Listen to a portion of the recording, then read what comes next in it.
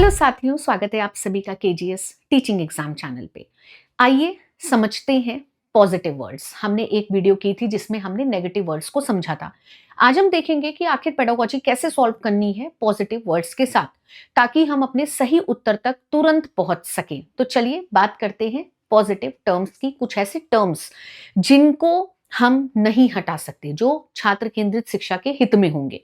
तो आइए बात करते हैं सकारात्मक शब्दों की, जिसमें सबसे पहले जो हम लेंगे वो लेंगे एक्टिव पार्टिसिपेशन।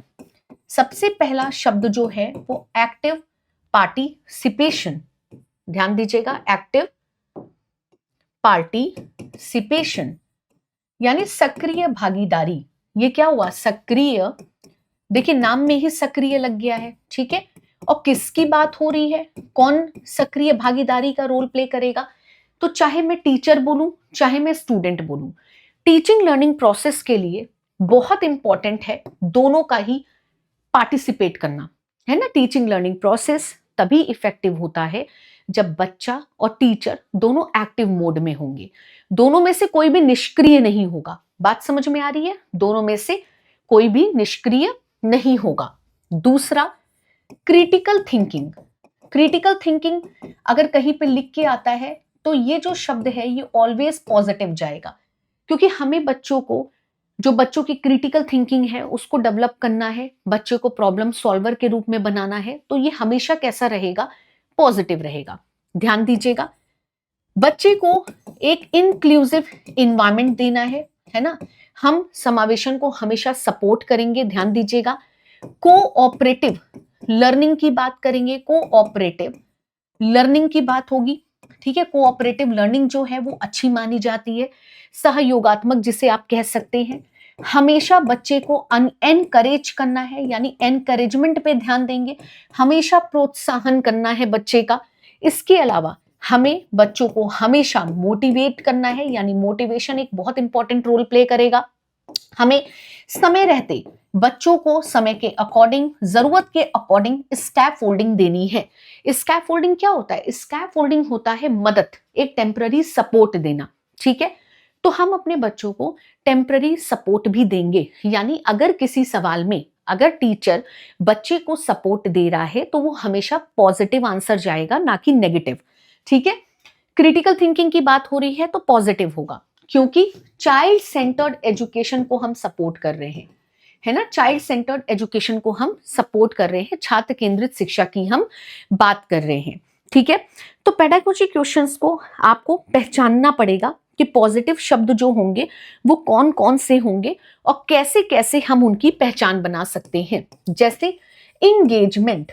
इंगेजमेंट क्या होता है? इन्वॉल्व करना। अगर एक तरीके से देखा जाए, इंगेजमेंट क्या है? बच्चों को इन्वॉल्व करना, इंगेज रखना, किसी एक्टिविटी में इंगेज रखना, तभी तो वो एक्टिव रूप से पार्टिसिपेट कर पाएंगे। भाई आप टीचर हैं, आपका कर्तव्य है उनको इंगेज करने का, ठीक है। तो यानी इंगेजमेंट विल बी पॉजिटिव, ठीक है। इसके अलावा अंडरस्टैंडिंग।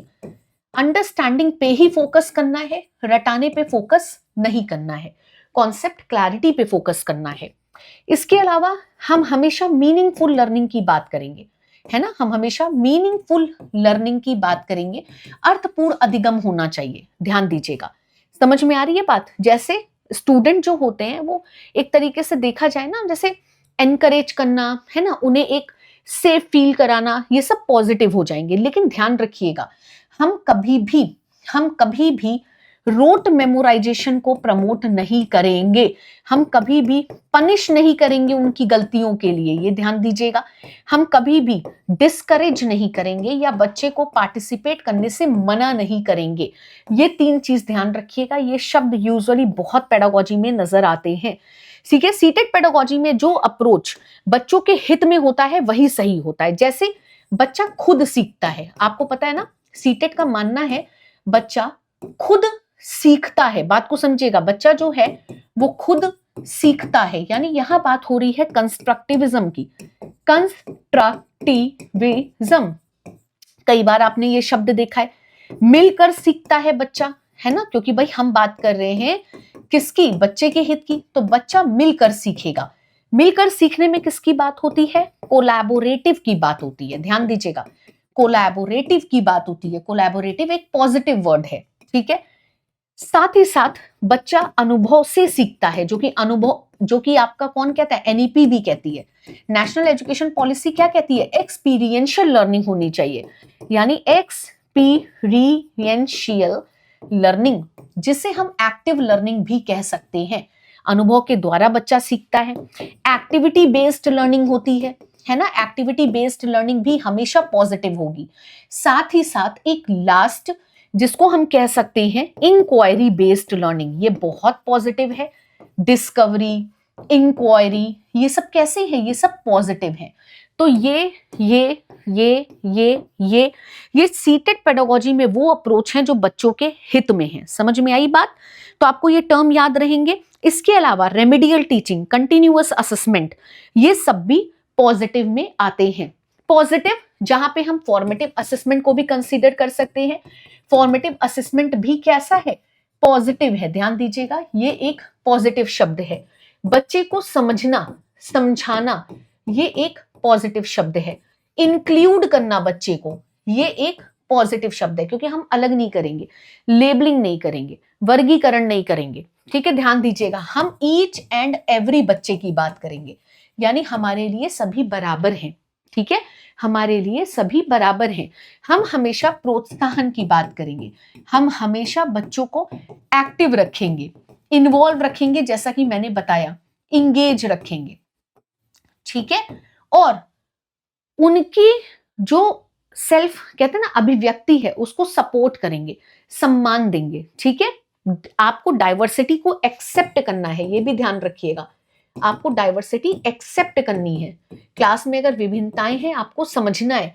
इंडिविजुअल डिफरेंसेस को आप समझेंगे, समझ रहे हैं, आप समझेंगे। तो ये कुछ पॉजिटिव टर्म्स होते हैं जो पेडागोजी में बहुत ज्यादा हेल्प करते हैं आपको सवाल छांटने में, क्योंकि सीटेड पेडागोजी बच्चे के हित में ही आपसे आंसर चाहेगी। तो आप अगर कुछ ऐसे शब्द हैं जिन्हें आप पहचान ले कि हाँ भाई ये नेगेटिव है, तो आसान हो जाता है, या ये पॉजिटिव है तो आसान हो जाता है। अब जैसे स्टैंडर्डाइज्ड करिकुलम की बात करें तो वो हटता है, वो नेगेटिव है।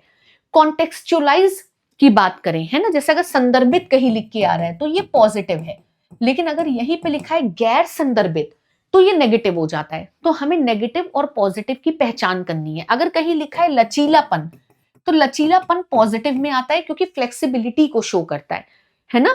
कहीं पे इंडिविजुअलाइज प्लान लिखा है तो वो भी पॉजिटिव है। मतलब थोड़ा सा पहचानना पड़ेगा कि पॉजिटिव कौन कौन से शब्द होते हैं, जिससे, क्योंकि आपको भी पता है सीटेट में जो सीडीपी है वो 30 नंबर की है, और उसमें ऑलमोस्ट 8 से 10 नंबर का आपको इस प्रकार मतलब पॉजिटिव और नेगेटिव टर्म पे रिलेटेड सवाल दिखेगा। अगर आप शब्दों की पहचान बना लेते हैं तो आपके लिए ये सवाल करना बहुत आसान हो जाएगा, यकीन मानिए, ठीक है। अगर आपको जानकारी अच्छी लगी हो, है ना, लगा हो कि हाँ भाई वीडियो काम की है, ऐसी छोटी छोटी जो मैम प्रोवाइड करती हैं, तो जरूर कमेंट बॉक्स में बताइएगा, फिर कुछ नया कल लेकर के आएंगे आपके लिए। Thank you so much. और हाँ, अगर आप मुझे नए हैं और पहली बार चैनल को देख रहे हैं, पहली बार चैनल से जुड़े हैं, तो सब्सक्राइब करना मत भूलिएगा। डेली सीडीपी की क्लास मेरी 12 बजे चैनल पे मंडे टू सैटरडे चलती है। Thank you so much.